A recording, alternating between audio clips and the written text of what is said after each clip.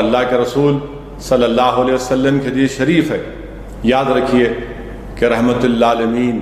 صلی اللہ علیہ وسلم نے ارشاد فرمایا کہ جہاں پر پلیگ ہوتا ہے آپ وہاں پر مت جائیے، اور جہاں پر پلیگ ہے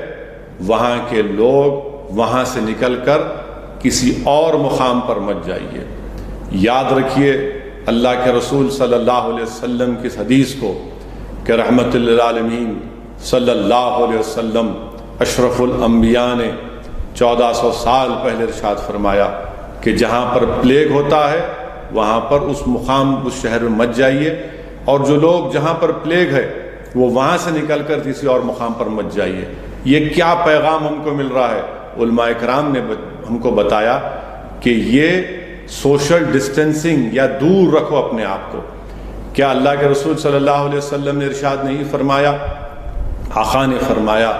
کہ جو بیمار ہوتے ہیں ان کو صحت مند سے علیحدہ رکھیے؟ کیا اس میں ہم کو نہیں بتایا گیا کہ جو صحت مند ہیں ان کو بیمار سے دور رکھیے، اس لیے کہ جو صحت مند ہے ان کو اس بیماری سے بچایا جا سکے؟ مسجد کو جانا چاہیے، مسجد کو بند کرنا چاہیے، یہ فیصلہ میں چاہوں گا کہ ہمارے ملک کے، ہمارے وطن عزیز کے تمام مفتیاء اکرام وہ بیٹھیں، فیصلہ لیں، اور ہم تمام کو اپنے اس فیصلے سے آگاہ کریں، چاہے وہ دیوبندی مسلک کے ہوں مفتیاء اکرام، بریلوی مسلک کے ہوں، اہل حدیث کے ہوں، یا کسی بھی شافعی مسلک کے ہوں یا حنبلی مسلک کے ہوں۔ میری ان تمام سے، ہمارے علماء اکرام سے، خاص طور سے مفتیاء اکرام سے گزارش ہے کہ آپ اس بات کا نوٹ لیں اور اس کا فیصلہ لیں اور آپ ہم کو اس سے آگاہ کریں۔ آپ جانتے ہیں کہ ساری دنیا میں یہ وائرس پھیل چکا ہے، قریب 10,000 سے زیادہ لوگوں کی اموات اس میں ہوئی ہے۔ چین میں یہ وائرس شروع ہوا اور یورپ میں، اٹلی میں، اسپین میں، اب برطانیہ میں اور امریکہ میں یہ وائرس پھیل رہا ہے۔ بہت بڑی تعداد میں لوگوں کی موت ہوئی ہے چین میں، خاص طور سے ووہان میں، اس کے بعد اٹلی میں۔ اور میں آپ کو یہ اس لیے بتا رہا ہوں کہ اٹلی میں ایسے علاقے میں وہاں پر لوگ بیمار ہوئے اور پھر ان کی موت کا باعث بنا، جو بڑے پیسے والے علاقے تھے وہاں پر بھی لوگوں کی اموات ہوئی ہے۔ اور آپ جانتے ہیں کہ اس وائرس کا ابھی تک اس کا کوئی دوا یا اس کا کوئی علاج نہیں ہے، اور اسی لیے سب ڈاکٹرز اور ماہرین یہ کہہ رہے ہیں کہ اس کا بہترین علاج یہ ہے کہ ہم اپنے آپ کو گھر میں رکھیں اور احتیاطی تدابیر کو اختیار کریں۔ ماہرین اور ڈاکٹرز کا کہنا ہے، جو میں بھی مانتا ہوں، کہ ہم تمام کو سب سے پہلے اپنے ہاتھ کو صاف کرنے کی ضرورت ہے، اپنے ہاتھ کو دھوتے رہنے کی ضرورت ہے، چاہے صابن سے ہو یا سینیٹائزر سے ہو، بہتر ہے کہ صابن سے اچھی طریقے سے ہم اپنے ہاتھ کو دھوئیں، اور ساتھ ہی ساتھ ہم دوری اختیار کریں اپنے رشتہ داروں سے، اپنے دوست احباب سے، کیونکہ جتنا ہم دوری اختیار کریں گے یہ ہم بیماری کو روک پائیں گے، اس وائرس کو روک پائیں گے۔ تو یہ ان چیزوں کا خاص خیال رکھیے، اور ساتھ ہی ساتھ میں آپ سے یہ بھی اپیل کروں گا، آپ جانتے ہیں کہ ریاست تلنگانہ ہو یا پھر مختلف ہمارے وطن عزیز کے ریاستیں ہوں، وہاں کی حکومت نے یہ فیصلہ لیا ہے کہ 31 مارچ تک اس وائرس کو روکنے کے لیے مکمل طور پر ایک لاک ڈاؤن کیا جائے گا۔ میری آپ تمام سے گزارش ہے، اپیل ہے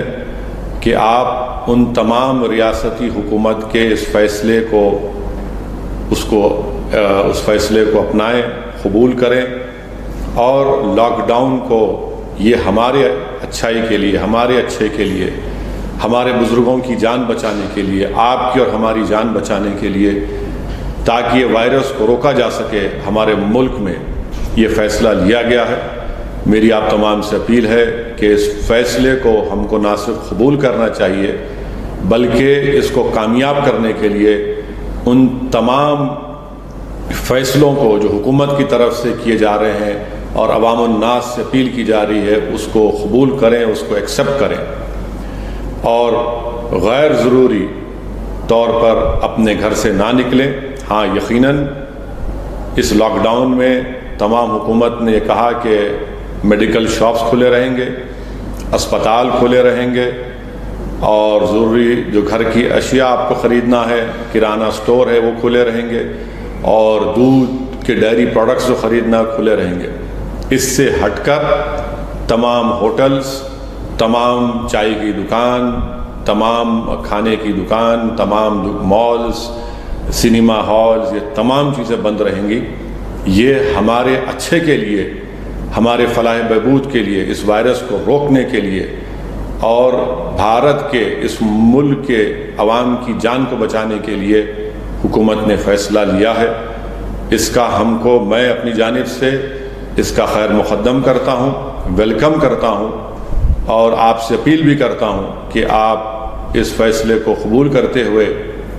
اپنے گھر میں رہیے، اور خاص طور سے اس بات کا خیال رکھیے کہ آپ اس وہم میں مت رہیے کہ نہیں یہ بیماری جو ہے، یہ وائرس جو ہے، جو باہر سے بیرونی ملک سے، فارن کنٹری سے جو لوگ آئے ہیں اس کی وجہ سے پھیل رہا ہے۔ بات کسی حد تک صحیح بھی ہے۔ جتنے لوگوں کی ہمارے بھارت میں، ہمارے وطن عزیز میں جو لوگ متاثر ہوئے ہیں، بہت زیادہ تعداد ان لوگوں کی ہے جو باہر سے آئے تھے، مگر یہ انٹر کمیونٹی بھی لوگوں کے آپس میں بیٹھنے اور بات کرنے سے بھی پھیل سکتا ہے، یہ پروو ہو چکا ہے۔ اسی لیے آپ سے گزارش ہے کہ آپ غیر ضروری طور پر اپنے گھر سے نہ نکلیے، اور میں تمام مسلمانوں سے بھی اپیل کرنا چاہوں گا کہ آپ اس بات کا نوٹ لیں، اور یقینی طور پر میں آپ سے کہہ رہا ہوں یہ کوئی سازش نہیں کی گئی کسی کے خلاف، یہ ایک وائرس ہے جو ساری دنیا میں پھیل رہا ہے، جو مسلمانوں کو بھی متاثر کر رہا ہے، غیر مسلم کو بھی متاثر کر رہا ہے، بلکہ پوری انسانیت کو متاثر کر رہا ہے۔ اسی لیے جیسا کہ قرآن کریم میں اللہ سبحانہ و تعالیٰ نے فرمایا کہ ایک انسان کی جان بچانا پوری دنیا کے انسانوں کی جان کے برابر ہے، اور وہی قرآن کریم کے اللہ کے اس ارشاد مبارک کو ہم کو سامنے رکھ کر ہماری زندگی کے اب یہ جو فیصلے ہیں لینا پڑے گا، کیونکہ ہم کو اپنی جانوں کو بچانا ہے، ہمارے بھارت کے دیگر ابنائے وطن کی جان کو بچانا ہے۔ اسی لیے اس لاک ڈاؤن کے فیصلے کو ہم تمام کو قبول کرنے کی ضرورت ہے۔ دوسری بات میں آپ سے اپیل کرنا چاہوں گا کہ مسجد کو جانا چاہیے، مسجد کو بند کرنا چاہیے۔ یہ فیصلہ میں چاہوں گا کہ ہمارے ملک کے، ہمارے وطن عزیز کے تمام مفتیاء اکرام وہ بیٹھیں، فیصلہ لیں،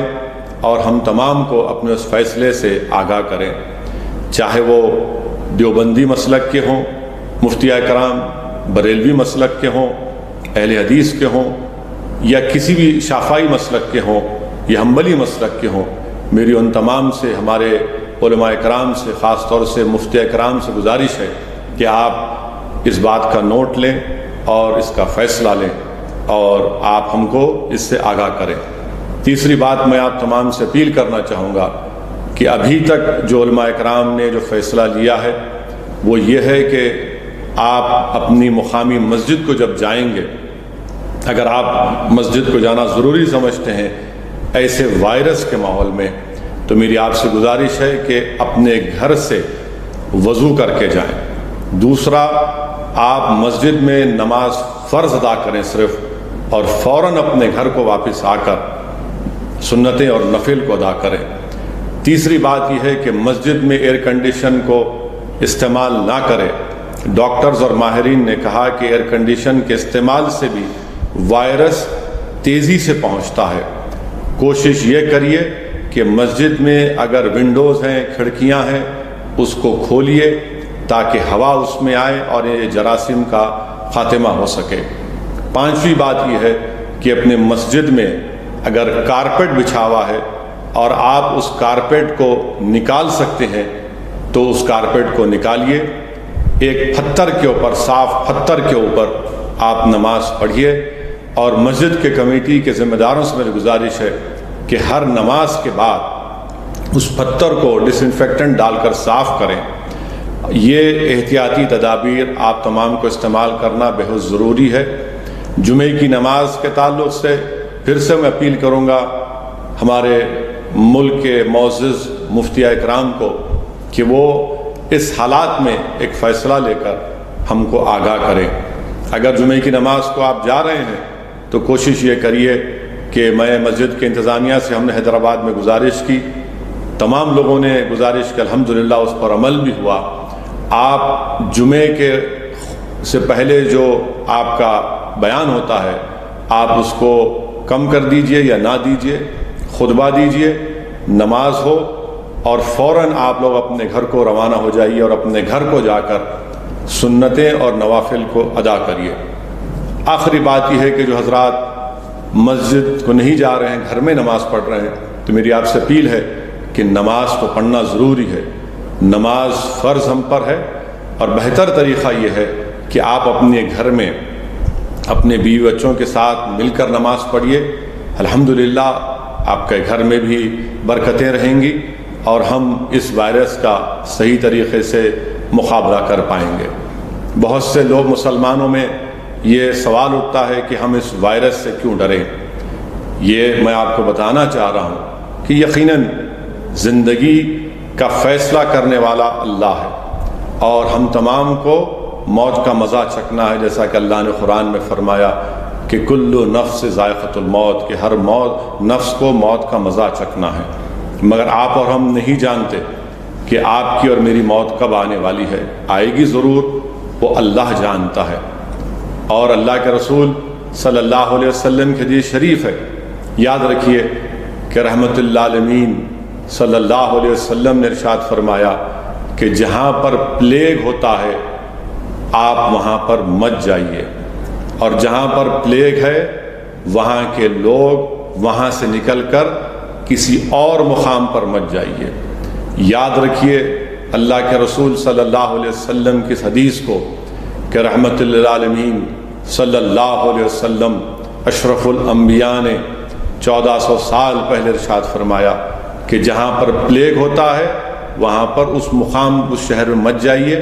اور جو لوگ جہاں پر پلیگ ہے وہ وہاں سے نکل کر کسی اور مقام پر مت جائیے۔ یہ کیا پیغام ہم کو مل رہا ہے؟ علماء کرام نے ہم کو بتایا کہ یہ سوشل ڈسٹینسنگ یا دور رکھو اپنے آپ کو۔ کیا اللہ کے رسول صلی اللہ علیہ وسلم نے ارشاد نہیں فرمایا، آقا نے فرمایا کہ جو بیمار ہوتے ہیں ان کو صحت مند سے علیحدہ رکھیے؟ کیا اس میں ہم کو نہیں بتایا گیا کہ جو صحت مند ہیں ان کو بیمار سے دور رکھیے، اس لیے کہ جو صحت مند ہے ان کو اس بیماری سے بچایا جا سکے؟ تیسری بات یہ ہے کہ میں آپ کو یہ بات بتانا ضروری سمجھتا ہوں کہ لوگ مجھ سے کئی سوال کے نوجوان کہ خضر اللہ ہے، ہم کیوں ڈریں اس وائرس سے؟ میرے عزیز دوستو، میرے بزرگوں، میری زدہ اور ماں اور بہنوں، اللہ کے رسول صلی اللہ علیہ وسلم کی حدیث شریف ہے کہ جو میں نے معزز علماء کرام کے پیروں کے پاس بیٹھ کر سنی اور میں نے پڑھا بھی ہے، جس میں اللہ کے رسول صلی اللہ علیہ وسلم نے ایک بدو کو دیکھا جو اپنے اونٹ کو نہیں باندھا تھا۔ اللہ کے رسول صلی اللہ علیہ وسلم نے فرمایا کہ اپنے اونٹ کو کیوں نہیں باندھتے؟ تو اس بدو نے کہا رسول اللہ صلی اللہ علیہ وسلم آپ نے تو کہا کہ خضر اللہ، تو اللہ کے رسول صلی اللہ علیہ وسلم نے فرمایا اس سے کہ اپنے اونٹ کو باندھو اور پھر اللہ پہ توکل کرو۔ تو اسی لیے میرے عزیز دوستوں اور بزرگوں، ہم کو اللہ کے رسول صلی اللہ علیہ وسلم کے ارشاد مبارک کی روشنی میں ان تمام چیزوں کو، اس وائرس کو روکنے کے لیے تمام احتیاطی تدابیر کو ہم کو استعمال کرنا ہے۔ میں کوئی عالم دین نہیں ہوں، مگر میں جو عالم دین کو جانتا ہوں، میں نے ان کی زبان مبارک سے یہ باتیں سنی جو میں آج آپ کے سامنے اس کو رکھنے کا مجھے موقع اللہ سبحانہ و تعالیٰ دے رہا ہے۔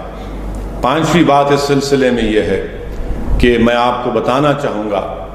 کہ فاروق اعظم کا وہ عظیم قصہ، فاروق اعظم حضرت عمر خطاب رضی اللہ تعالیٰ عنہ کا عظیم قصہ، وہ واقعہ کہ فاروق اعظم جا رہے ہیں اور کسی نے کہا کہ فاروق اعظم جس مقام پر آپ جا رہے ہیں وہاں پر پلیگ ہے، تو فاروق اعظم نے مشورہ کیا انصار سے، مہاجرین سے اور صحابہ سے، اور اس کے بعد یہ فیصلہ لیا کہ وہاں پر نہیں جائیں گے۔ کسی ایک صحابی نے کہا کہ کیا فاروق اعظم آپ خدر اللہ سے ڈر گئے؟ تو فاروق اعظم نے ارشاد فرمایا کہ نہیں، میں ایک قدر اللہ سے دوسرے قدر اللہ کی طرف جا رہا ہوں۔ اور ایک اور بات میں ہمارے نوجوانوں کو، ہمارے بزرگوں کو بتانا چاہوں گا کہ میں نے علماء کرام کی زبان مبارک سے یہ بھی سنا ہے کہ جب جنگ ہوئی تھی